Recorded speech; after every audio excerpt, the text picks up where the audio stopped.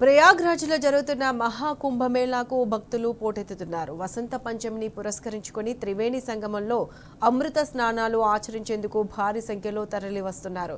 ఇవాళ 6 కోట్ల మందికి పైగా భక్తులు వస్తారనే అంచనాలున్నాయి.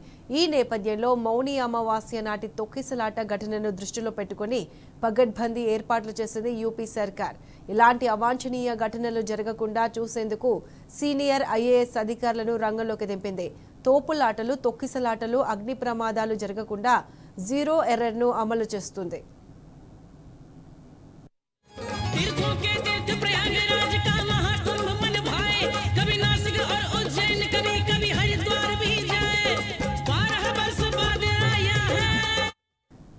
జనవరి 29 మౌని అమావాస్య దాదాపు 8 కోట్ల మంది పుణ్యస్నానాలు ఆచరించారు. ఇవాళ ఇదే తీరు కనిపిస్తుంది. తెల్లవారుజామున 3:30 గంటల నుంచే 3వ అమృత స్నానాలు మొదలుపెట్టిన అఖండాలు ఉదయం 6 గంటలలోపు ముగించారు. ఇటు తెల్లవారుజామున 4 గంటల వరకు 16.58 లక్షల మంది భక్తులు పుణ్యస్నానాలు ఆచరించారు. వసంత పంచమి వేళ త్రివేణి సంగమం వద్ద భక్తులపై హెలికాప్టర్లతో పూల వర్షం కురిపించారు అధికారులు. భక్తుల రద్దీ దృష్ట్యా కాళీమార్గ్, ఆనకట్ట, సంగమం వైపు వెళ్లే రహదారులలో భద్రతను మరింత కట్టుదిట్టం చేశారు పోలీసులు.